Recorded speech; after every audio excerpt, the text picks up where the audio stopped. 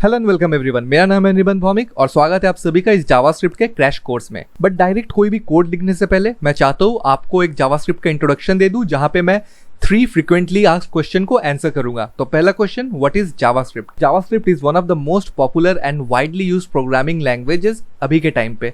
हर जगह यूज हो रहा है जावास्क्रिप्ट और बहुत ज्यादा पॉपुलर हो चुका है।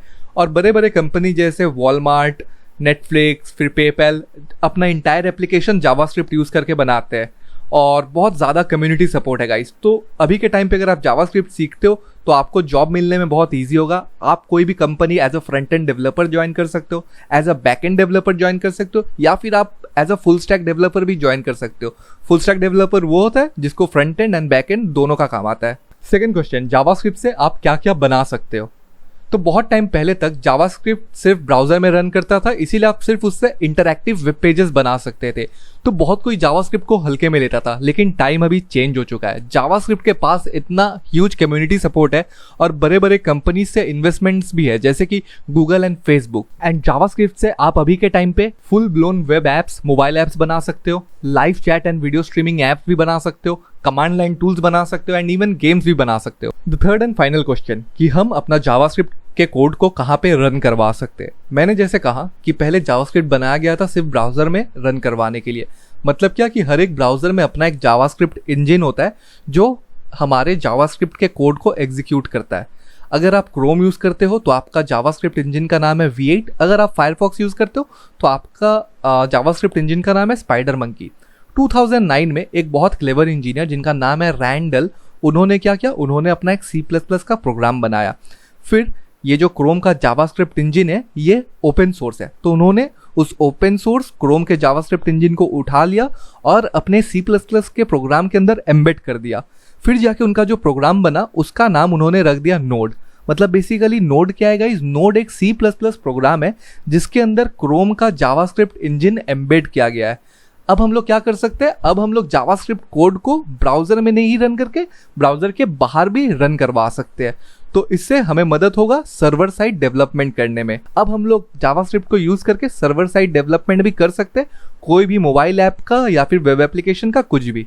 बहुत हो गया थ्योरी, अब देख लेते हैं जावास्क्रिप्ट को एक्शन में। तो आप अपना ब्राउजर ओपन कर लीजिए। यहाँ पे मैं क्रोम यूज कर रहा हूँ क्योंकि हर एक ब्राउजर में अपना एक जावास्क्रिप्ट इंजन होता है जिसके मदद से हम अपना जावास्क्रिप्ट के कोड को एग्जीक्यूट करवा सकते हैं। तो ब्राउजर में आने के बाद मैं राइट क्लिक करके या इंस्पेक्ट ऑप्शन सिलेक्ट कर लूंगा, तो यहाँ पे मेरा क्रोम डेवलपर टूल्स खुल जाएगा। अब यहाँ से मैं कंसोल पे जाऊंगा। अब यहाँ पे मैं कोई भी वैलिड सा जावास्क्रिप्ट का कोड लिख सकता हूँ। जैसे अभी फॉलो करिए, console dot parenthesis open close, फिर अंदर कोटेशन, और यहाँ पे मैं हेलो वर्ल्ड लिख रहा हूँ और इसको एंड करूंगा सेमीकोलन के साथ।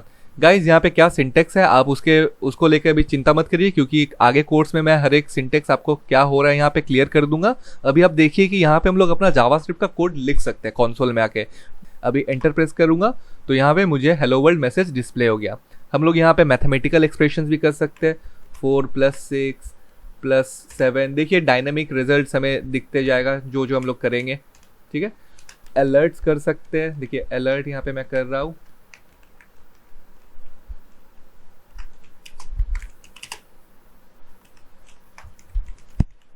इसको एंड कर देते सेमीकोलन के साथ। तो देखिए यहाँ पे हमारा अलर्ट आ चुका है, high from Chrome. Next lecture में हम लोग देखेंगे कि कैसे हम लोग खुद का डेवलपमेंट एनवायरनमेंट सेट कर सकते हैं ताकि हम जावास्क्रिप्ट कोड लिख पाए। जावास्क्रिप्ट के कोड को लिखने के लिए हमें तो सबसे पहले अपने सिस्टम में एक टेक्स्ट एडिटर इंस्टॉल करना पड़ेगा। मार्केट में बहुत सारे टेक्स्ट एडिटर अवेलेबल है, जैसे कि VS code, Sublime, atom, bracket, but मेरा फेवरेट VS कोड है क्योंकि गाइज ये बहुत ज़्यादा लाइट वेट है, क्रॉस प्लेटफॉर्म भी है और पावरफुल भी है। तो आप भी अगर सेम इंस्टॉल करना चाहते हो तो यहाँ पे आप विजिट कर लीजिए code.visualstudio.com। और एक सॉफ्टवेयर जो आपको मैं इंस्टॉल करने कहूँगा वो है Node.js। गाइस अभी तक तो आप जान ही चुके हो कि जावास्क्रिप्ट को एग्जीक्यूट करने के लिए हमें अपना ब्राउजर चाहिए या फिर नोड चाहिए। हम अपने ब्राउजर में भी एग्जीक्यूट कर सकते हैं। देयरफॉर ये Node.js इंस्टॉल करना हमारे इस कोर्स के लिए कंपलसरी नहीं है, बट हाँ इंस्टॉल करके रखना बेटर है क्योंकि इसको यूज करके हम लोग थर्ड पार्टी लाइब्रेरीज को भी इंस्टॉल कर सकते हैं। और इस लेक्चर के एंड में मैं आपको Node.js का एक छोटा सा प्रीव्यू भी दे दूंगा। तो इन दोनों सॉफ्टवेयर को इंस्टॉल करने के बाद जो हमारा नेक्स्ट स्टेप है वो डेस्कटॉप में आके एक फोल्डर क्रिएट करना है। तो इस फोल्डर का आप कुछ भी नाम दे सकते हैं, मैं यहाँ पे दे रहा हूँ basic.js नाम, ठीक है। अब इस फोल्डर को ड्रैग करके हम VS कोड में ओपन कर लेंगे। ओके, तो VS कोड में हमारा प्रोजेक्ट डायरेक्टरी आ चुका है। अब यहाँ पे एक नया फाइल हम लोग क्रिएट कर लेते हैं। इस फाइल का नाम दे देते हैं index.html। गाइज, इस कोर्स के लिए HTML जानना तो इम्पॉर्टेंट नहीं है, बट हाँ, आप अगर एक फ्रंट एंड डेवलपर बनना चाहते हो तो आपको डेफिनेटली HTML आना चाहिए। अभी हम लोग एक्सक्लेमेशन मार्क देके टैब हिट करेंगे तो हम लोग का HTML का बॉयलर प्लेट जनरेट हो जाएगा। अब इसको सेव कर लीजिए। अभी लेफ्ट हैंड साइड में आप देख सकते हैं एक्सटेंशंस का एक पैनल है। इस पे क्लिक करके यहाँ पे आप एक्सटेंशन सर्च कर सकते हैं। तो हमें जो एक्सटेंशन लगेगा वो है लाइव सर्वर। तो आप यहाँ से लाइव सर्वर टाइप करके लाइव सर्वर आ जाएगा। इसको क्लिक करिए, लाइव सर्वर बाय रिट्विक डे, इसको इंस्टॉल कर लीजिए। इंस्टॉल करने के बाद इसको क्लोज कर दीजिए और ये रहा हमारा फाइल index.html। इसके ऊपर आके राइट क्लिक करिए माउस का और यहाँ पे आपको ऑप्शन दिख रहा होगा open with live server. Guys, ये क्लिक करने के बाद भी अगर आपका लाइव सर्वर नहीं खुला, मतलब क्या कि आपका इंस्टॉल तो हो चुका है लेकिन आपको VS कोड को रिस्टार्ट करना पड़ेगा। एक बार VS कोड को क्लोज कर लीजिए, फिर से ओपन करिए, तब जाके आपका लाइव सर्वर काम कर जाएगा। तो इसको हम लोग ओपन विथ लाइव सर्वर करेंगे। तो देखिए हम लोग का लाइव सर्वर ओपन हो गया और ये हमारा पोर्ट 5500 में ओपन हुआ है, ठीक है। और फाइल का नाम भी दिख रहा है index.html। अभी यहाँ पे आके VS कोड में आके हम लोग इस बॉडी टैग के अंदर हम लोग एक h1 देते हैं। h1 देके बस हम लोग हेलो लिखेंगे। अब इसको सेव करते हैं। अब जाते हैं हमारे लोकल सर्वर में। सॉरी, लोकल सर्वर इधर है। तो देखिए हमें यहाँ के पेज रिफ्रेश नहीं करना पड़ा, यहाँ पे ऑटोमेटिकली हेलो लिखा चुका है। अगर मैं आपको डायरेक्ट अभी दिखाऊं तो आप देखिए आपको यहाँ पे दिखेगा। अभी मैं यहाँ पे हेलो फ्रॉम VS कोड लिख के मैं यहाँ पे सेव करूँगा जस्ट, यहाँ पे अपने आप वो आ जाएगा क्योंकि हम लोग लाइव सर्वर यूज़ कर रहे हैं। नेक्स्ट लेक्चर में हम लोग देखने वाले हैं कि कैसे आप अपना पहला जावास्क्रिप्ट का कोड लिख सकते हो। अब हम अपना जावास्क्रिप्ट का पहला कोड लिख सकते हैं, बट लिखने से पहले आप एक चीज़ नोटिस करिए कि हम लोग कौन से फाइल में हैं। हम लोग हैं index.html में, मतलब हम लोग HTML फाइल के अंदर जावास्क्रिप्ट लिखने वाले। तो डेफिनेटली हम लोग डायरेक्ट जावास्क्रिप्ट नहीं लिख सकते गाइज। हमें एक टैग यूज़ करना होगा, एक एलिमेंट का यूज़ करना होगा जिसका नाम है स्क्रिप्ट एलिमेंट्स। उसके अंदर हमें अपना जावास्क्रिप्ट का कोड लिखना पड़ेगा क्योंकि हम लोग अभी .html फाइल के अंदर है। तो स्क्रिप्ट टैग ऐड करने का दो जगह है, एक तो हम लोग उसको हेड टैग के अंदर ऐड कर सकते हैं या फिर बॉडी टैग के अंदर ऐड कर सकते हैं। बेस्ट प्रैक्टिस है बॉडी टैग के अंदर स्क्रिप्ट टैग को रखना और एकदम नीचे रखना। तो यहाँ पे हम लोग लिखेंगे स्क्रिप्ट। तो ये हमारा स्क्रिप्ट टैग ओपन हो गया। ये ओपनिंग स्क्रिप्ट है और ये क्लोजिंग स्क्रिप्ट टैग है। अब इसके अंदर हम अपना जावास्क्रिप्ट का सारा कोड लिख सकते हैं। और मैंने क्यों कहा कि हमारे लिए बेस्ट प्रैक्टिस है स्क्रिप्ट टैग को बॉडी सेक्शन में रखना, क्योंकि गाइज जो पेज का एग्जीक्यूशन होता है वो पेज का एग्जीक्यूशन होता है टॉप टू बॉटम, इसीलिए हमें इसको नीचे रखना है। अगर आपने इसको ऊपर रखा मतलब हेड सेक्शन में रखा और इसके अंदर मानिए बहुत सारे जावास्क्रिप्ट का कोड है, तो जैसे ही पेज रिफ्रेश या रिलोड होगा तो पेज पहले जावास्क्रिप्ट के हर एक कोड को एग्जीक्यूट करने में बिजी हो जाएगा और वो बाकी जो पेज का कंटेंट है उसको रेंडर नहीं कर पाएगा और इससे बैड यूजर एक्सपीरियंस जनरेट हो सकता है। इसीलिए बेस्ट प्रैक्टिस है हम लोग स्क्रिप्ट टैग को बॉडी टैग में रखें और एकदम नीचे रखें। तो चलिए अभी सबसे पहला कोड लिखते हैं हम लोग का। हम लोग सेम कोड लिखने वाले जो हम लोगों ने कंसोल में लिखा था, console.log पैरेंथेसिस और इसके अंदर कोटेशन के अंदर हम लोग लिखेंगे हेलो फ्रॉम इंडेक्स और लास्ट में इसको एंड करेंगे एक सेमीकोलन के साथ। तो गाइज ये जो पूरा लाइन मैंने लिखा ये है एक स्टेटमेंट। स्टेटमेंट क्या होता है? A set of instruction. तो यहाँ पे मैं क्या स्टेटमेंट लिख रहा हूँ उसको समझिए। मैं यहाँ पे कह रहा हूँ console.log फिर पैरेंथेसिस उसके अंदर हेलो फ्रॉम इंडेक्स। ये जो .log मैं कह रहा हूँ, .log का मतलब क्या कि डिस्प्ले कराओ, लॉक करो, ठीक है। क्या लॉक करो, क्या डिस्प्ले करवाओ? ये डिस्प्ले करवाओ हेलो फ्रॉम इंडेक्स। कहाँ पे डिस्प्ले करवाओ? कंसोल में डिस्प्ले करवाओ। आप लोगों ने देखा ही कि हमारा कंसोल कहाँ पे, मैं आपको अभी जस्ट दिखाने वाला हूँ ऐसे फिर से भी। तो हम लोग कह रहे हैं कि लॉक करो हेलो फ्रॉम इंडेक्स कंसोल में और इस स्टेटमेंट को मैं एंड कर रहा हूँ एक सेमीकोलन के साथ। तो आप जावास्क्रिप्ट का कोई भी कोड लिखेंगे एक पर्टिकुलर स्टेटमेंट को एंड करेंगे हम लोग सेमीकोलन के साथ। और आप जो ये पैरेंथेसिस के अंदर ये कोटेशन के अंदर जो दिख रहा है आपको इतना सा पार्ट, इसको हम लोग कहते हैं स्ट्रिंग। String literal. स्ट्रिंग क्या होता है? A sequence of characters. तो स्ट्रिंग, वेरिएबल्स, ये सब तो हम लोग आगे लेक्चर में देखने ही वाले एकदम डिटेल्स में। तो अभी चलिए इसको सेव कर लेते हैं। सेव करने के बाद हम अपना पेज ओपन कर लेते हैं। तो यहाँ पे हमारा पेज ओपन है index.html। इसको रिफ्रेश करने का भी ज़रूरत नहीं है क्योंकि ये हमारा लाइव सर्वर है। आप अगर लाइव सर्वर यूज़ नहीं कर रहे तो पेज को रिफ्रेश कर लीजिएगा। अभी ये मेरा डेवलपर टूल खुला हुआ है, अगर नहीं खुला हुआ है आपका तो आप राइट क्लिक करके कहीं भी इंस्पेक्ट पे क्लिक करिएगा तो आपका डेवलपर टूल्स खुल जाएगा। ठीक है, ये खुल चुका है। आपको यहाँ पे कंसोल एक ऑप्शन दिख रहा होगा ऊपर, इस पर क्लिक करिए तो ये हमारा कंसोल आ चुका है। और गाइज आप यहाँ पे देख सकते हो कंसोल में हमारा मैसेज भी डिस्प्ले हो रहा है, हेलो फ्रॉम इंडेक्स। और ये कहाँ से आ रहा है, वो हमारा लाइन नंबर भी यहाँ दिख जा रहा है। तो ये आ रहा है फाइल index.html से लाइन नंबर 12 से। तो ये रहा लाइन नंबर 12 में। अब बात कर लेते हैं सेपरेशन ऑफ कंसर्न्स के बारे में। गाइज ये हमारा एक पेज है index.html, और आप लोग को तो जैसे पता ही होगा कि HTML हमारे वेबसाइट का कंटेंट को रिप्रेजेंट करता है। ज़्यादा टेक्निकल टर्म में कहेंगे तो वेबसाइट के स्ट्रक्चर को रिप्रेजेंट करता है। और जावास्क्रिप्ट क्या करता है, जावास्क्रिप्ट उन HTML एलिमेंट्स को चुनता है या फिर कुछ HTML एलिमेंट्स पे फंक्शनैलिटी ऐड करता है, कुछ बिहेवियर ऐड करता है, एनिमेशंस ऐड करता है हमारे कंटेंट के ऊपर, हमारे वेबसाइट के ऊपर।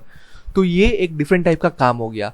तो हम लोग चाहेंगे कि इस टाइप के फंक्शंस को हम लोग एक अलग फाइल में रखें और जो कंटेंट को रिप्रेजेंट कर रहा है मतलब HTML वो एक अलग फाइल में रहे। इसलिए हमारा अभी सबसे पहला काम है कि यहाँ जो स्क्रिप्ट टैग के अंदर जो कमांड है हमारा जावास्क्रिप्ट का, इसको यहाँ से कट कर लीजिए। और जो हमारा डायरेक्टरी है मैंने क्रिएट किया था बेसिक JS के नाम से, आपका शायद कुछ और नाम होगा, उसके अंदर एक और फाइल क्रिएट करेंगे हम लोग और इसका नाम देंगे index.js। गाइज एक्सटेंशन बहुत इंपॉर्टेंट है, मतलब ये जावास्क्रिप्ट फाइल है।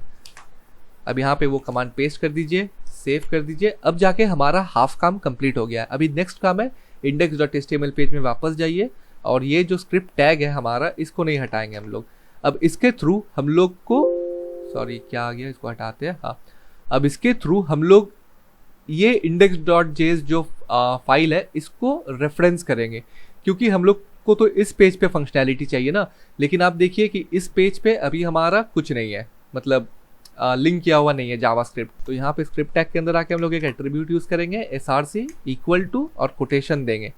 अब हम लोग को अपने फाइल का नाम देना है index.js।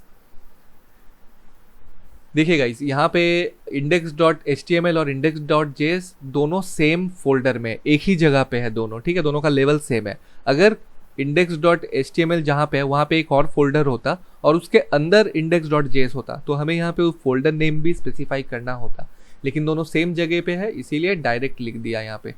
अब इसको सेव कर लेते हैं, बस इधर से सेव कर लिए। हमारा लाइव सर्वर चल रहा है, इधर हम लोग को कंसोल में दिख जाएगा। देखिए आप यहाँ पे दिख रहा है हेलो फ्रॉम इंडेक्स, और यहाँ पे आप देख सकते हैं कौन से फाइल से आ रहा है, index.js से आ रहा है, लाइन नंबर 1। तो this is how we create a separate file for JS। अगले लेक्चर में हम लोग सेम जावास्क्रिप्ट का कमांड यूज करेंगे बट ब्राउजर में नहीं, हम लोग उसको एग्जीक्यूट करेंगे नोड में। ऑलराइट, तो अब हम लोग जावास्क्रिप्ट के कोड को नोड में एग्जीक्यूट करवाएंगे। सो जिन्होंने अभी तक नोड डाउनलोड नहीं किया है जाइए nodejs.org में, वहाँ से डाउनलोड कर लीजिए, फिर आके वीडियो कंटिन्यू करिए। अब आप कमांड प्रॉम्प्ट ओपन कर लीजिए। अगर आप विंडोज यूजर है, अगर आप मैक यूजर है तो आप टर्मिनल ओपन कर लीजिए और नेविगेट करिए उस फोल्डर में जो आपने क्रिएट किया और वहाँ पे जाके लिखिए नोड, देन आपके फाइल का नाम index.js एंड हिट एंटर। तो आप देखिए वहाँ पे जो हम लोग के कंसोल में प्रिंट हो रहा था वो हमारे यहाँ भी प्रिंट हो गया है, हेलो फ्रॉम इंडेक्स। अब मैं आपको एक ट्रिक दिखा देता हूँ ताकि आपको बार बार एक अलग टर्मिनल ना खोलना पड़े कमांड प्रॉम्प्ट। तो इसको यहाँ से क्लोज कर देते और ये रहा हम लोग का एडिटर VS कोड, इसीलिए मैंने कहा था ये मुझे बहुत अच्छा लगता है। तो अभी आप ऊपर देख सकते हो एक ऑप्शन है व्यू, यहाँ पे जाइए और यहाँ पे जाने के बाद आपको एक ऑप्शन मिलेगा टर्मिनल। तो यहाँ से शॉर्टकट भी आप देख सकते हैं, ये विंडोज़ का शॉर्टकट है, मैक का कमांड प्लस वो वाला साइन होगा। तो इसको ओपन कर लीजिए और इसका बेस्ट पार्ट है देखिए यहाँ पे इंटीग्रेटेड एक टर्मिनल खुल जाएगा आपके VS कोड में और ये ऑलरेडी उसी डायरेक्टरी के अंदर है बेसिक JS जो हम लोग फोल्डर क्रिएट किए थे। तो यहाँ पे हम लोग को नेविगेट करने का जरूरत नहीं है कहीं, हम लोग डायरेक्ट यहाँ पे लिखेंगे नोड एंड देन हमारे फाइल का नाम .js और एंटर क्लिक कर दीजिए। तो देखिए यहाँ पे भी हम लोग टर्मिनल यूज कर सकते हैं to execute our JavaScript code guys. लेकिन हम लोग अपने बाकी पूरे लेक्चर में और नोड का यूज नहीं करेंगे, हम लोग नॉर्मल ब्राउजर में एग्जीक्यूशन देखेंगे क्योंकि नोड का एक पूरा डिफरेंट टॉपिक हो जाएगा, फिर उसमें वीडियो बनाएंगे तो एक बहुत लंबा वीडियो उसका अलग से बन जाएगा। सो आप अगर इंटरेस्टेड हो नोड लेके तो आप नोड इंस्टॉल तो कर लिया आपने, अब आप यहाँ पे आराम से अपना प्रैक्टिस कर सकते हो, बट मैं ये लेक्चर सिर्फ ब्राउजर में एग्जीक्यूशन करवाऊंगा। अब हम लोग देखने वाले one of the most important fundamental concepts of JavaScript या फिर कोई भी और प्रोग्रामिंग लैंग्वेज, और वो है वेरिएबल्स। गाइज हम लोग वेरिएबल यूज करते हैं टू स्टोर डेटा टेम्परेली हम लोग के कंप्यूटर के मेमोरी में, और हम जहाँ पे डेटा स्टोर करते हैं उस मेमोरी एलोकेशन को हम लोग एक नेम स्पेसिफाई कर देते हैं जिसको हम लोग वेरिएबल नेम कहते हैं, ताकि हम इन फ्यूचर उस वेरिएबल नेम के मदद से उस मेमोरी लोकेशन को ट्रैक कर पाए और वहां पे जो डेटा स्टोर है उसको रिट्रीव कर पाए। बहुत ज़्यादा कॉम्प्लेक्स साउंड कर रहा है तो मैं सिंपल वे में अगर समझाऊँ तो मानिए आपने देखा होगा कि जब घर शिफ्ट करते हैं पैकर्स एंड मूवर्स वाले आदमी आते हैं, वो क्या करते हैं घर का हर एक सामान अलग अलग बॉक्स में रखते हैं। कोई बॉक्स में रहता है ग्लास का सामान, कोई बॉक्स में रहता है इलेक्ट्रॉनिक गैजेट्स, तो वो पैक कर देते हैं और बॉक्स के ऊपर एक लेबल लगा देते हैं कि इसमें कांच का आइटम है और इसमें इलेक्ट्रॉनिक्स आइटम है। फिर जब शिफ्ट हो जाता है सामान, आप जब उसको अनपैक करते हो तो आपको लेबल देख के समझ में आ जाता है कि इस बॉक्स के अंदर ये सामान है। तो गाइज वो लेबल हो गया वेरिएबल नेम, और उसके अंदर जो सामान है वो हो गया वेरिएबल में जो डेटा स्टोर्ड है। तो अभी देखते हैं कि हम जावास्क्रिप्ट में कैसे अपना वेरिएबल डिक्लेयर कर सकते हैं। तो यहाँ पे हम लोग ओपन कर लेंगे index.js, और गाइज ES6 जावास्क्रिप्ट का भी बहुत सारा वर्जन है। तो ES6 वर्जन से पहले जो वर्जन था उसमें हम लोग वेरिएबल डिक्लेयर करने के लिए var कीवर्ड का यूज करते थे, VAR, ठीक है। लेकिन इससे बहुत सारे इशू अभी जनरेट होने लगे, तो इसीलिए हम लोग var का यूज नहीं करते। अब ES6 के बाद से हम लोग यूज करते हैं let कीवर्ड का, LED, ठीक है। तो हम लोग अभी कोर्स में लेट यूज करने वाले हैं क्योंकि यही मॉडर्न तरीका है। तो हम लोग ये कीवर्ड लिखने के बाद अपना वेरिएबल नेम स्पेसिफाई करेंगे, जस्ट लाइक द लेबल। वो बॉक्स के ऊपर जो लेबल होता है वैसे ही हम लोग अपना वेरिएबल नेम देने वाले।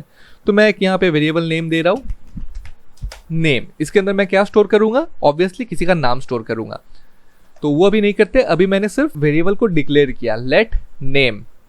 अभी हम लोग एक कंसोल लॉग करके देख लेते हैं, console.log, और मैं ये पैरेंथेसिस के अंदर अपना वेरिएबल नेम पास करूंगा जो कि है नेम। इसको मैं टर्मिनेट करूंगा सेमीकोलन के साथ और यहाँ पे सेव करूंगा। तो आप देख सकते हो हमारे कंसोल में यहाँ पे दिखा रहा है अनडिफाइंड, और ये मैसेज आ रहा है index.js लाइन नंबर 2 से, मतलब बोल रहा है ये नेम जो वेरिएबल है ये अनडिफाइंड है, ठीक है। क्यों अनडिफाइंड है?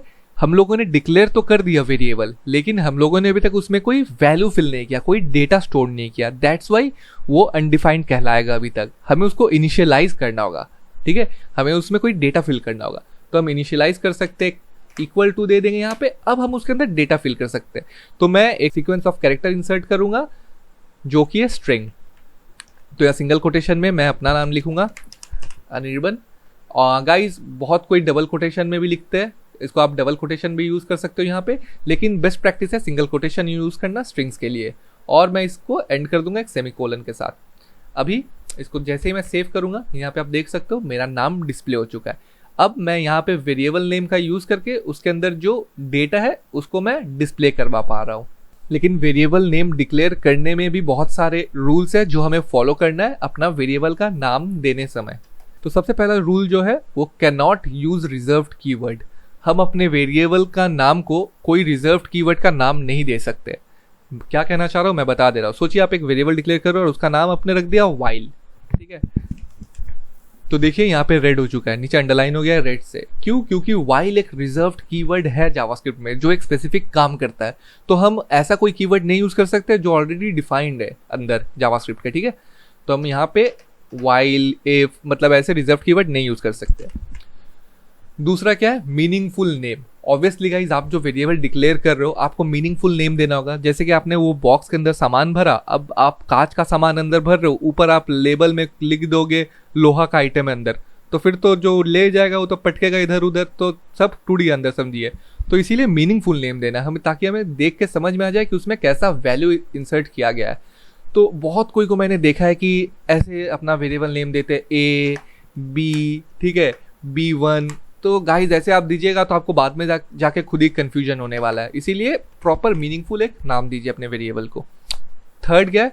Can not start with a number. अभी जैसे यहाँ पे मैंने वेरिएबल डिक्लेयर किया नेम, अभी मैं यहाँ पे अगर यूज करूंगा 1 नेम, 6 नेम, 0 नेम, तो सुनने में भी कितना गंदा लग रहा है और यहाँ पे अलाउड भी नहीं है। देखिए आप नीचे अंडरलाइन हो चुका है, ऐसा हम लोग यूज नहीं कर सकते। मतलब हम लोग का वेरिएबल नेम नंबर्स के साथ स्टार्ट नहीं हो सकता। मीनिंगफुल नाम देना है गाइस, ठीक है। देखिए मीनिंगफुल नाम देना है बस। कैनॉट हैव अ स्पेस और हाइफन इन बिटवीन। तो जैसे मैं एक वेरिएबल डिक्लेयर करना चाहता हूँ फर्स्ट नेम, ठीक है, मेरा वेरिएबल का नाम है फर्स्ट नेम, तो मैं लिखूंगा लेट फर्स्ट नेम, ठीक है। अभी देखिए मैं नहीं डिक्लेयर कर पा रहा हूँ क्योंकि यहाँ पे रेड हो गया है, क्योंकि बीच में स्पेस है, हम लोग बीच में स्पेस यूज़ नहीं कर सकते, ठीक है। अभी मैं यहाँ पे हाइफन यूज़ करूँगा, तो हम लोग बीच में हाइफन भी नहीं यूज़ कर सकते हैं। बेस्ट वे क्या है, हम लोग ऐसे करके नेमिंग करें, ठीक है, जिसमें 2 वर्ड है 3 वर्ड है। तो इसको गाइस कहते हैं कैमल केस। पहला जो वर्ड है वो पूरा एकदम लोअर केस में होगा, और दूसरा जो वर्ड है उसका पहला अल्फाबेट सिर्फ अपर केस में होगा, तो इसको हम लोग कहते हैं कैमल केस। तो आप ऐसे नेमिंग करिए, बेटर रहेगा, नहीं तो आप दूसरे नेमिंग कन्वेंशन भी फॉलो कर सकते हैं। लास्ट चीज नोट करने वाला वो ये है कि हम लोग का जो वेरिएबल नेम होगा वो केस सेंसिटिव है। अभी मानिए मैं और एक वेरिएबल यहाँ पे डिक्लेयर करता हूँ, सेम फर्स्ट नेम जैसा ही, लेकिन मैं पहला वर्ड का पहला अल्फाबेट एफ को कैपिटल में रखता हूँ, अपर केस में, और यहाँ पे मैं डिक्लेयर कर रहा हूँ फर्स्ट नेम। तो गाइज ये दोनों ना डिफरेंट वेरिएबल्स है, ये एक अलग वेरिएबल है और ये एक अलग वेरिएबल है, तो जावास्क्रिप्ट केस सेंसिटिव है। अब सोचिए आप मल्टीपल वेरिएबल्स एक साथ डिक्लेयर करना चाहते हो, तो यहाँ पे मैंने वेरिएबल डिक्लेयर किया फर्स्ट नेम, अभी मैं डिक्लेयर कर रहा हूँ सेकंड वेरिएबल अपना, तो हम लोग सेम लाइन में कर सकते हैं, ठीक है। लेट लिखने का और जरूरत नहीं है, मैं कॉमा देके जस्ट अपना दूसरा वेरिएबल नेम दे दूंगा। तो यहाँ पे मैं लिखूंगा लास्ट नेम, फिर और एक वेरिएबल मैं दे सकता हूँ यहाँ पे एज, और अगर मैं चाहूँ तो मैं यहाँ पे चुन के इनिशियलाइज भी कर सकता हूँ। जैसे मैं फर्स्ट नेम को यहाँ पे अगर इनिशियलाइज करूँगा तो मैं यहाँ पे लिखूंगा रोहित, ठीक है। मैंने सेकंड लास्ट नेम को इनिशियलाइज नहीं किया, और मैं एज को यहाँ पे इनिशियलाइज कर रहा हूँ इक्वल टू 30। तो मैं ऐसे सिलेक्टिव इनिशियलाइज कर सकता हूँ, किसी को छोड़ भी सकता हूँ सिर्फ डिक्लेयर करके।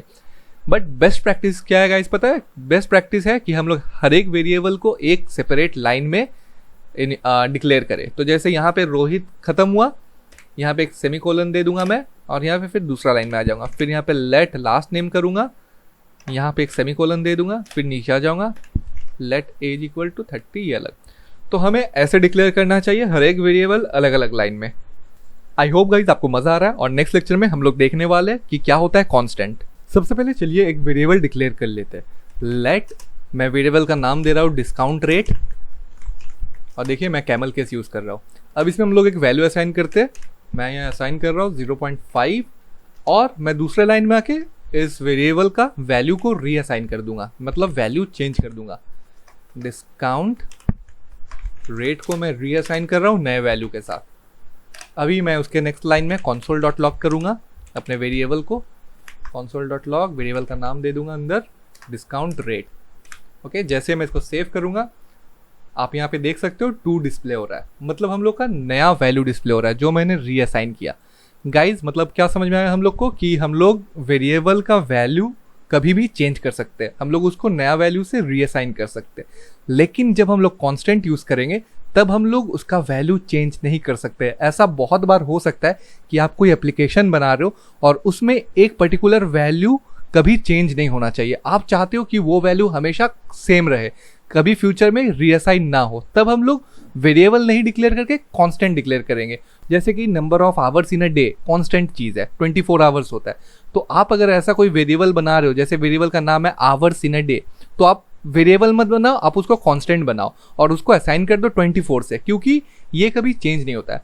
तो गाइस जैसे हम लोग का ये एग्जांपल है, यहाँ पे मैंने वेरिएबल डिक्लेयर किया हुआ है। अभी मैं इसको अगर कांस्टेंट में चेंज कर देता हूँ, लेट को यहाँ से हटा के CONST लिख दूंगा। मतलब क्या कि हमारा ये जो डिस्काउंट रेट है ये अब वेरिएबल नहीं है, ये अब एक कांस्टेंट बन चुका है। तो यहाँ पे देखिए मैं लाइन नंबर 15 में अपने कांस्टेंट का वैल्यू को रीअसाइन कर रहा हूँ नए वैल्यू के साथ, जो कि हम लोग नहीं कर सकते।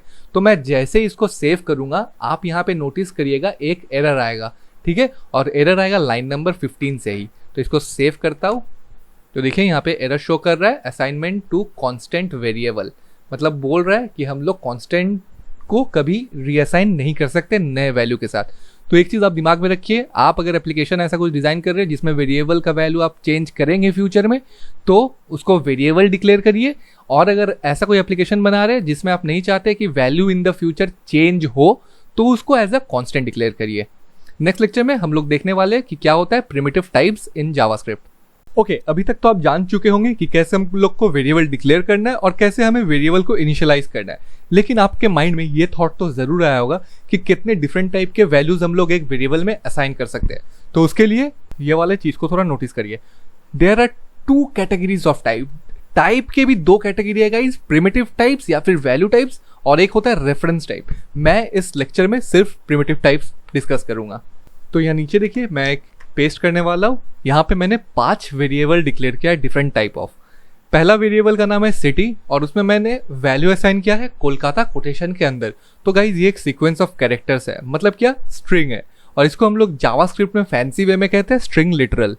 दूसरा हम लोग का है वेरिएबल का नेम नंबर, और उसमें मैंने सिंपली नंबर स्टोर किया है, मतलब डिजिट स्टोर किया है, तो इसे हम लोग कहते हैं नंबर लिटरल। तीसरा हम लोग का है लेट इज अप्रूव्ड, हम लोग का वेरिएबल का नाम है इज अप्रूव्ड और उसमें मैंने वैल्यू असाइन किया है ट्रू।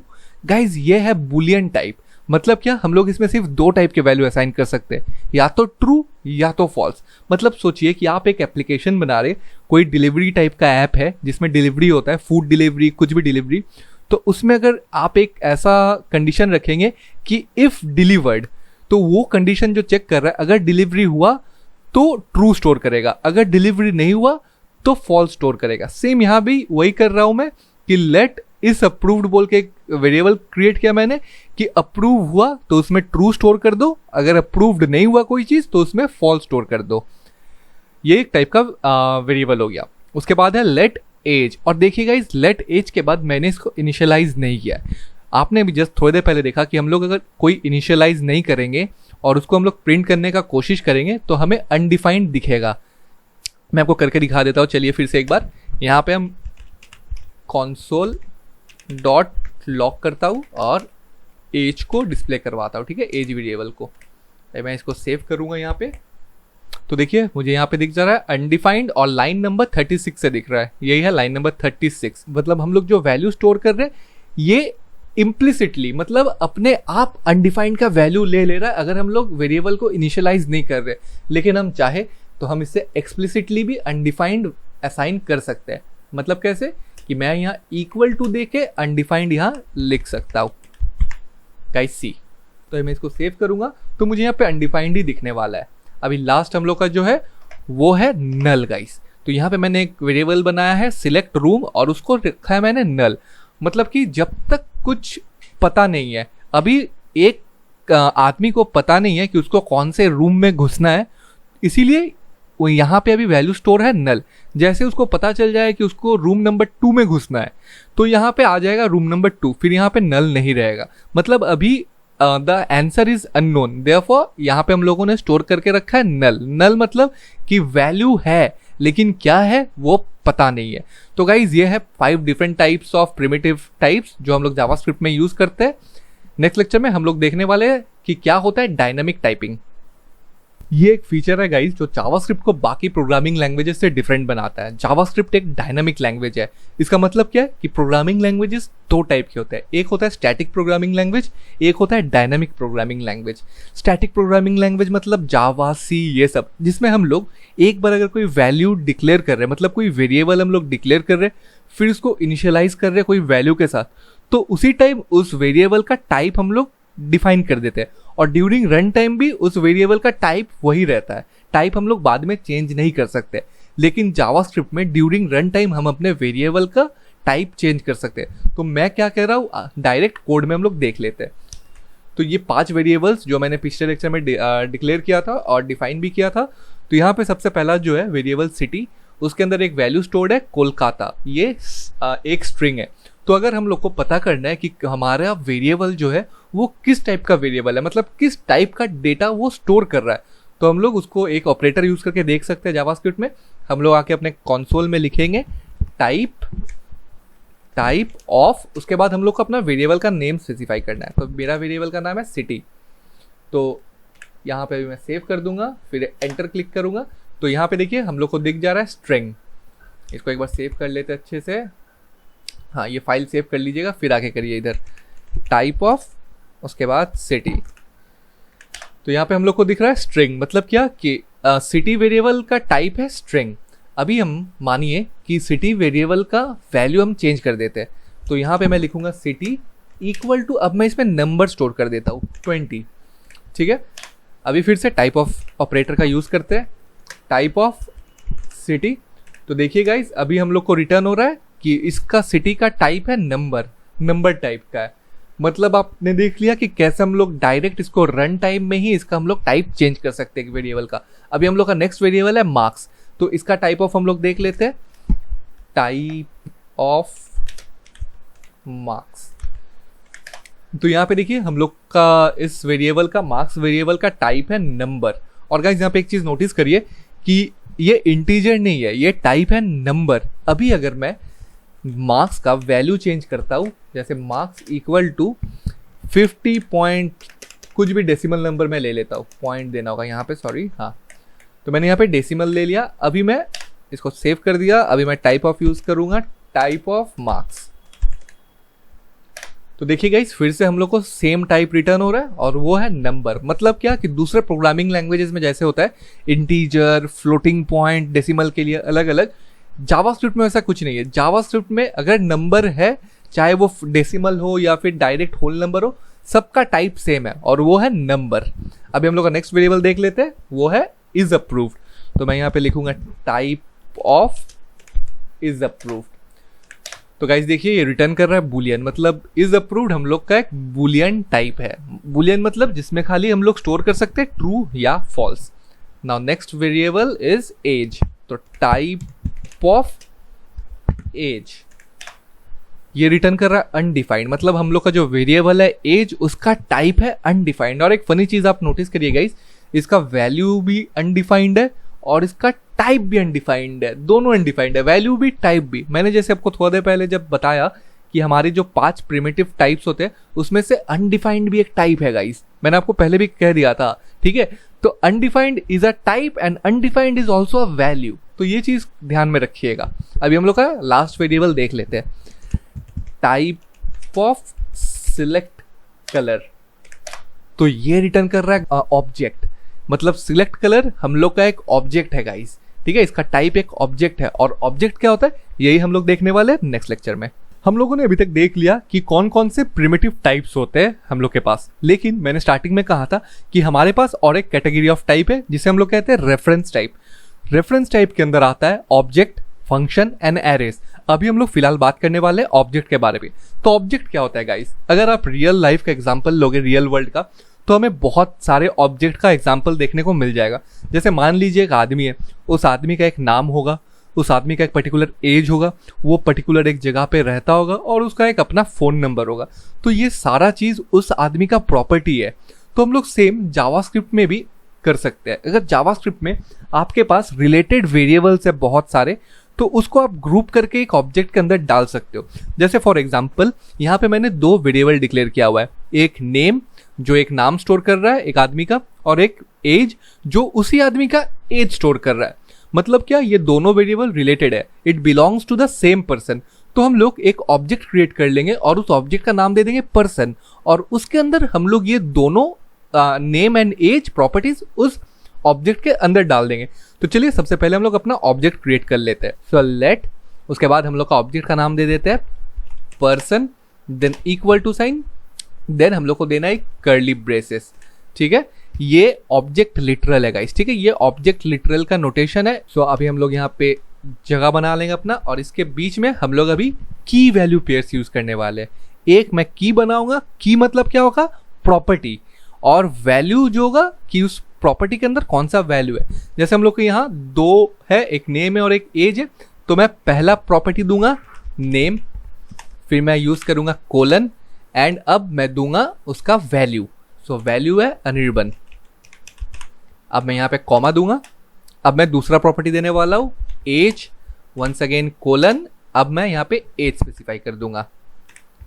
अब इसका कोई जरूरत नहीं है मुझे, मैं इसको हटा दूंगा ऊपर से यहाँ से, ठीक है। और यहाँ पे सॉरी गाइज, यहाँ पे सेमीकोलन नहीं होगा, यहाँ कुछ नहीं होगा, ठीक है, क्योंकि हम लोग का ये लास्ट की वैल्यू पेयर है। तो इसको हम लोग एज अ की वैल्यू पेयर भी बोल सकते हैं। लेफ्ट हैंड साइड वाला हम लोग का प्रॉपर्टी हो गया और उस प्रॉपर्टी का वैल्यू ये हो गया, तो इसको हम लोग एज अ होल की वैल्यू पेयर कहते हैं। अब देखिए हम लोग इसको console डॉट लॉग करके देख लेते हैं अपने पर्सन ऑब्जेक्ट को। सो console डॉट लॉग, और यहाँ पे मैं पास करूंगा पर्सन। अब इसको सेव करते हैं।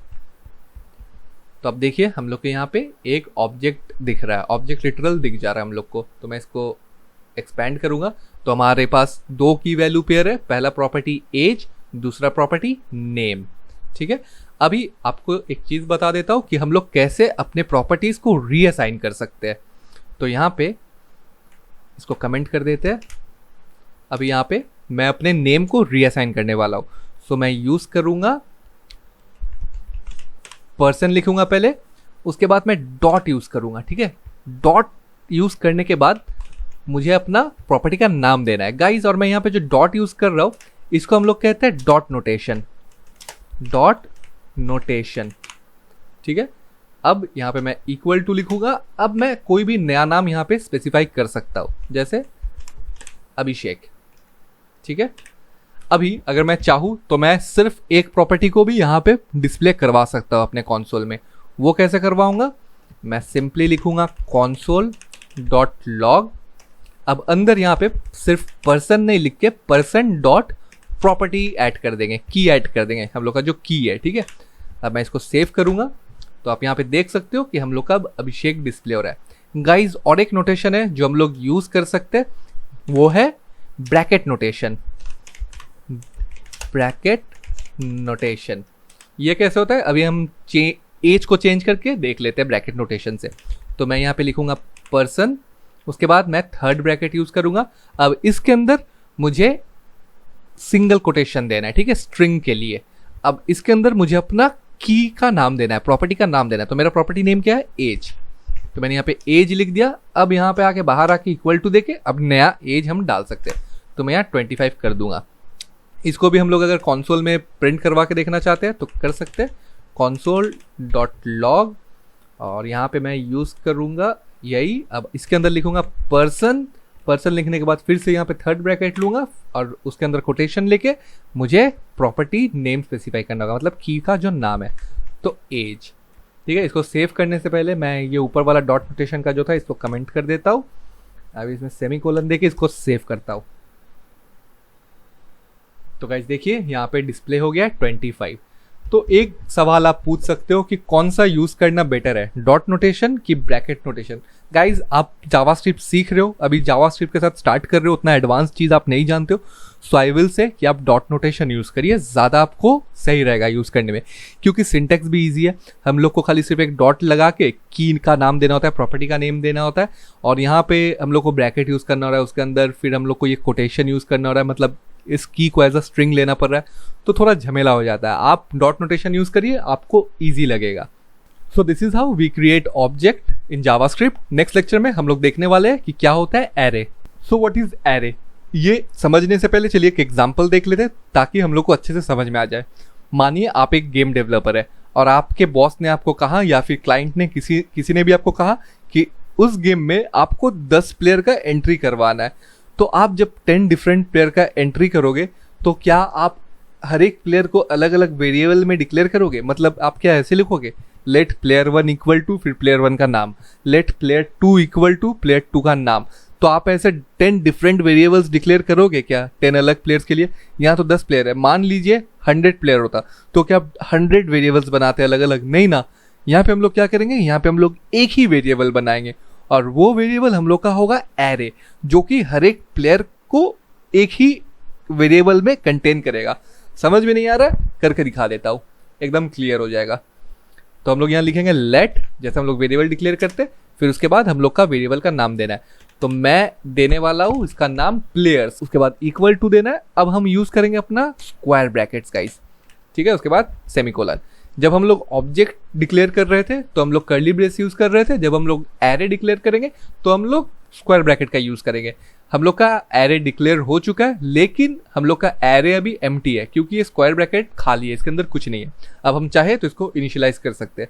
तो पहला प्लेयर का नाम डालने के लिए मैं यहाँ पे कोटेशन दे दूंगा और फिर मैं यहाँ नाम लिख दूंगा बस। अभी सेकंड प्लेयर ऐड करना है, यहाँ पे एक कॉमा दे देना है। कॉमा देने के बाद हम यहाँ पे आराम से अपना सेकंड प्लेयर का नाम दे सकते हैं। तो ये हो गया हम लोग का एरे डिक्लेयर और हम लोगों ने उसको इनिशियलाइज भी कर दिया। अभी हम लोग console डॉट लॉग करके देख लेते हैं अपने एरे को। console डॉट लॉग और अंदर मैं पास कर दूंगा प्लेयर्स, सेमीकोलन, सेव। तो गाइज यहाँ पे देखिए हम लोग का अपना एरे डिस्प्ले हो जा रहा है। यहाँ पे 2 लिखा हुआ है, मतलब क्या कि हम लोग के एरे में 2 एलिमेंट है। मैं इसको एक्सपैंड करूंगा तो हमारे 2 एलिमेंट दिख जा रहे हैं हम लोग को, और साइड में 2 नंबर भी दिख रहा है 0 1। ये क्या है? ये इंडेक्स कहते हैं हम लोग इसको। एरे में जितने एलिमेंट्स है, हर एक एलिमेंट को अपना एक इंडेक्स मिला हुआ रहता है। सबसे पहला एलिमेंट का इंडेक्स होता है 0, उसके बाद 1 2 ऐसे करके होता है।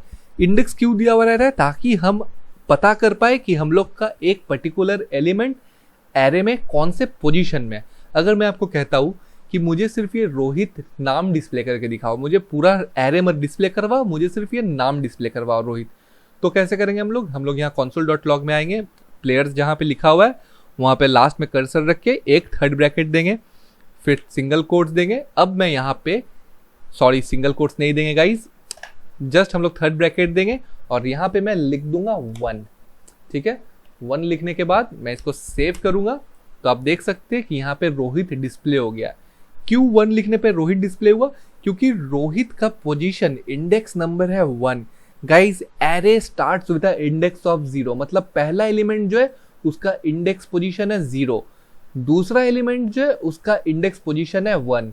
अगर मुझे अनिर्बन प्रिंट करना होता तो मैं यहाँ पे 0 लिखता, मैं 0 लिख इसको सेव करूंगा तो देखिए हम लोग को अनिर्बन डिस्प्ले हो रहा है। सो एरे क्या होता है? एरे 0 बेस्ड इंडेक्स होता है।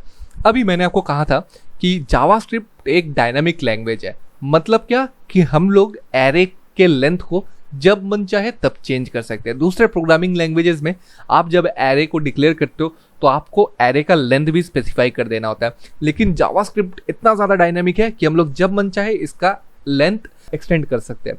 तो मान लीजिए कि मैं एक थर्ड प्लेयर को ऐड करना चाहता हूँ, तो मैं लाइन नंबर 62 में आऊँगा। लाइन नंबर 61 में देखिए मैंने अपना प्लेयर्स एरे डिक्लेयर किया और उसको 2 प्लेयर्स के साथ इनिशियलाइज किया।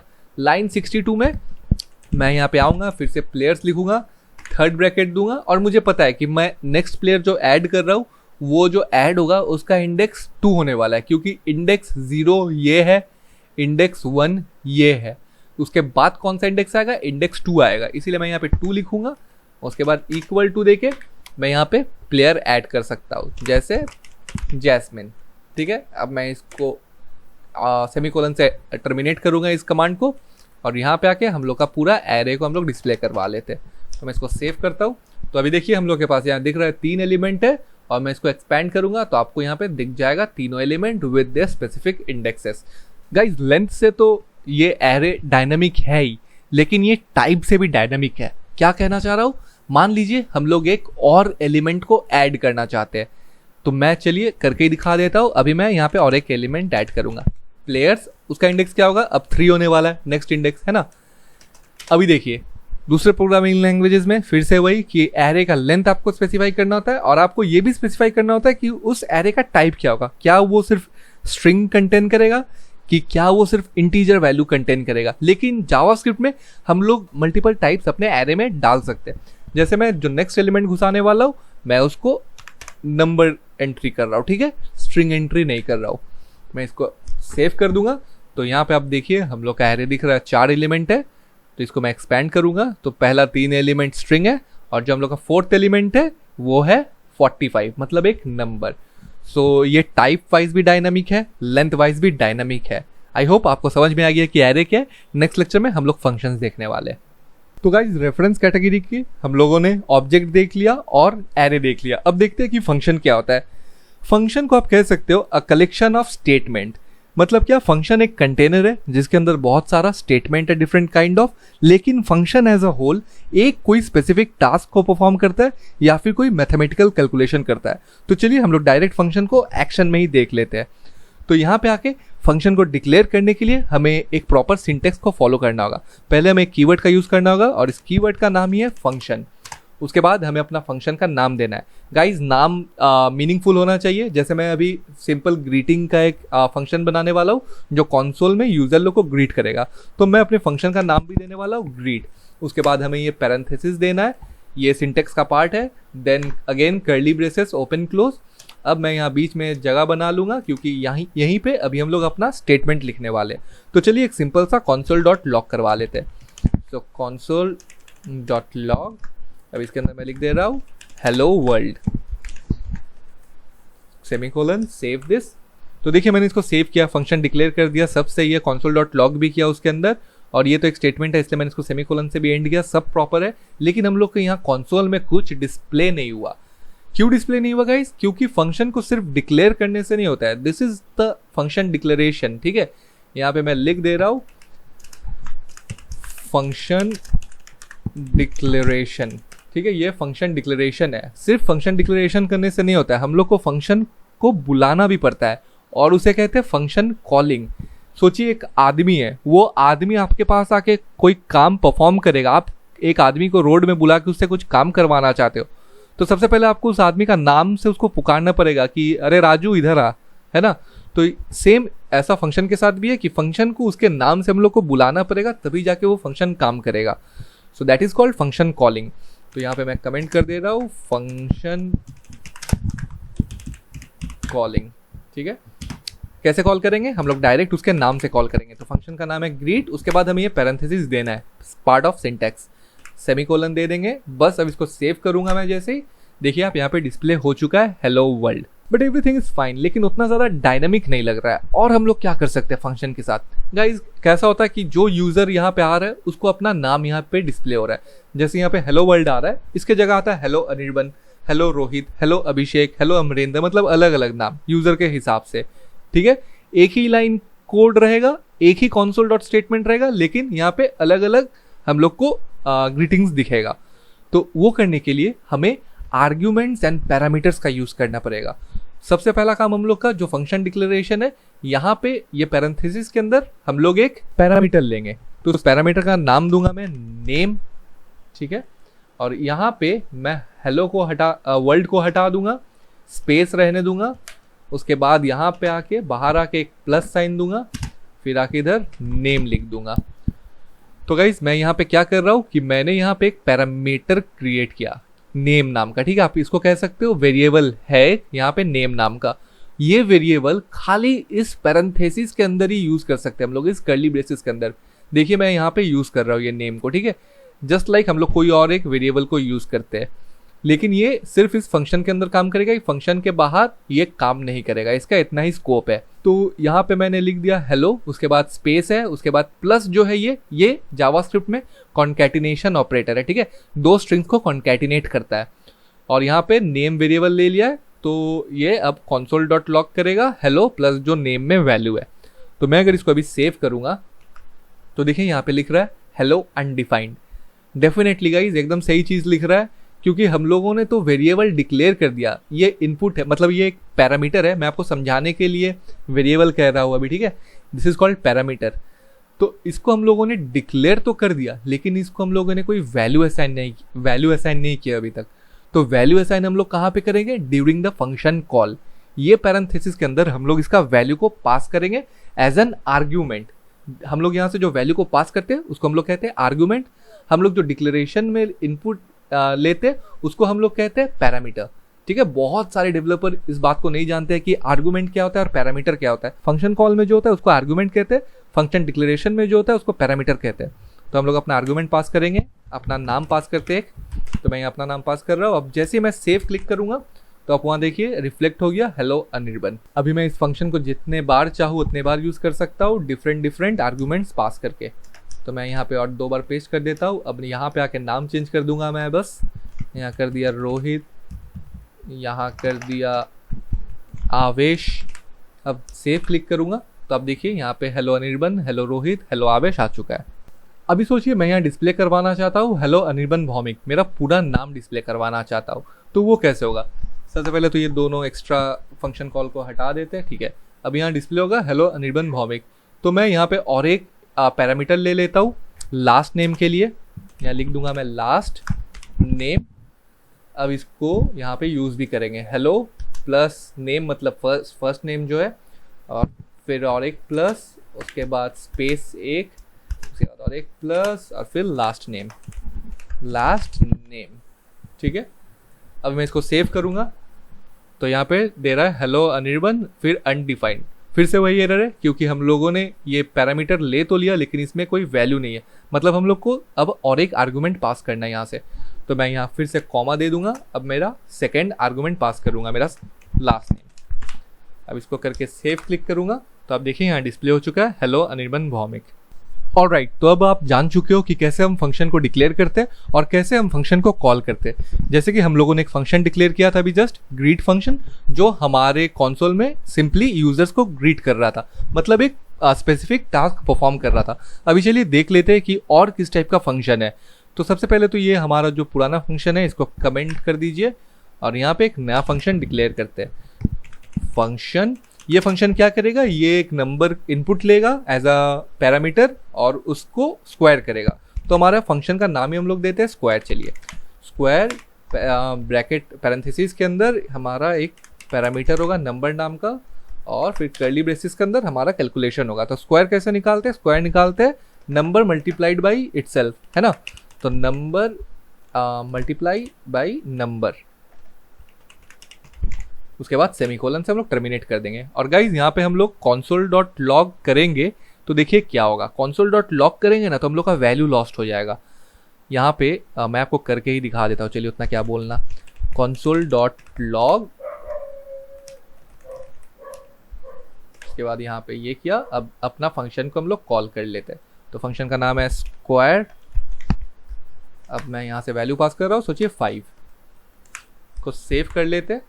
तो यहाँ पे डिस्प्ले हो जा रहा है 25, लेकिन ये वैल्यू यहाँ पे डिस्प्ले हो गया, लेकिन ये वैल्यू कहीं पे स्टोर नहीं हुआ गाइस, ठीक है। सोचिए हमको बाद में ये वैल्यू यूज़ करना है, ये 25 मुझे बाद में भी यूज़ करना है, लेकिन इस लाइन के बाद, इस लाइन के एग्जीक्यूशन के बाद ये वैल्यू लॉस्ट हो जाएगा, आपको फिर ये वैल्यू नहीं मिलेगा। So how can we store the value, हम इस वैल्यू को कैसे स्टोर कर सकते हैं, ई कैलकुलेशन का वैल्यू को हम लोग इसका वैल्यू को स्टोर कर सकते हैं रिटर्न कीवर्ड का यूज़ करके।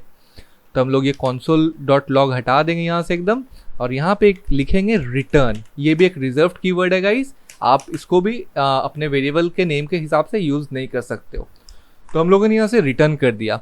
अभी रिटर्न करके मैं जैसे यहाँ पे सेव किया, देखिए आप यहाँ कुछ डिस्प्ले नहीं हो रहा है क्योंकि console.log तो है नहीं, ठीक है, जो कि यहाँ कुछ लॉग होगा। ये रिटर्न कर रहा है, मतलब ये वाला रिटर्न होके इसमें आ रहा है, ठीक है, इधर से इसमें आ रहा है, लेकिन ये एक हम लोग को वेरिएबल में स्टोर करवाना पड़ेगा सबसे पहले। अभी मैं अगर यहाँ पे एक वेरिएबल क्रिएट करता हूँ लेट रिजल्ट नाम का, रिजल्ट इक्वल टू स्क्वायर और पैरेंथेसिस में 5, इसको सेव करता हूँ, फिर भी कुछ नहीं आया। लेकिन गाइस हमारे रिजल्ट वेरिएबल के अंदर वैल्यू आ चुका है। अभी अगर मैं नीचे वाले लाइन में console.log रिजल्ट करूँगा तो देखिए, अच्छा सेव करना है, हाँ, तो देखिए हम लोग को यहाँ पे वैल्यू दिख जा रहा है 25, मतलब हम लोग के इस रिजल्ट वेरिएबल में वैल्यू स्टोर हो चुका है। अभी मैं इस वैल्यू को लेके कुछ भी कर सकता हूँ, मैं यहाँ पे रिजल्ट मल्टीप्लाइड बाई 2 कर सकता हूँ, ठीक है, मैं मतलब इस वैल्यू को चेंज कर सकता हूँ। यहाँ पे भी 50 हो चुका है। ये था एक टाइप ऑफ फंक्शन कि हम लोग फंक्शन को ऐसे भी यूज कर सकते हैं to do some mathematical calculation and using the return keyword. Hey guys, मैं वापस आ गया। मेरा नाम है अनिर्बन भौमिक। अभी तक तो आप जान ही गए होंगे। आपको गाइज ये वीडियो अगर अच्छा लगा, आप कुछ सीख पाए, तो प्लीज वीडियो को लाइक करिएगा, कमेंट सेक्शन में कमेंट करिएगा। आपको कुछ समझ में नहीं आया तो मैं डेफिनेटली आपको आंसर करूंगा। और आपको अगर इस फील्ड में इंटरेस्ट है तो प्लीज़ मेरे चैनल को सब्सक्राइब कर लीजिए, जाके देखिए कि मैं किस टाइप का वीडियोस अपलोड करता हूँ वेब डेवलपमेंट रिलेटेड, जो भी है, फ्रंट एंड बैक एंड। मैं तो फुल स्टैक डेवलपर हूँ guys. So if you are interested in this field then please subscribe कर लीजिए मेरे चैनल को एंड नोटिफिकेशन बेल भी प्रेस कर दीजिएगा ताकि आप डेली अपडेट मिस ना करें गाइस, ठीक है। मैं डेली वीडियो अपलोड करता हूँ। तब तक अच्छे से रहिएगा, अपना ख्याल रखिएगा and thank you so much.